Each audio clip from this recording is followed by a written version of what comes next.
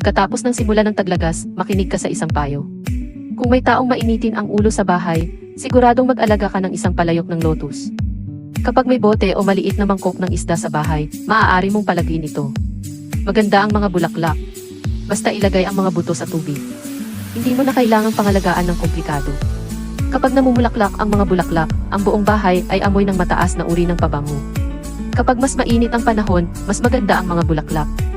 Kung mag-alaga ka ng isang palayok o higit pa, maaaring maramdaman ng mga kapitbahay ang amoy nito. Ang paglalagay nito sa bahay ay hindi lamang nagbibigay ng sariwa at elegante na pakiramdam, kundi nakakatulong din sa paglilinis ng hangin sa loob ng bahay. Lalo na angkop para sa mga tamad na mag-alaga ng hydroponics. Ang pinakamahalaga ay ang tagal ng pamumulaklak nito ay partikular na mahaba. Isang beses mong itatanim ay pwedeng mamulaklak taon-taon. Ang lotus ay simbolo ng isang malinis, purong, at tahimik na pag-uugali sa buhay. Kung gusto mo, maaari ka ring mag-alaga ng isang palayok.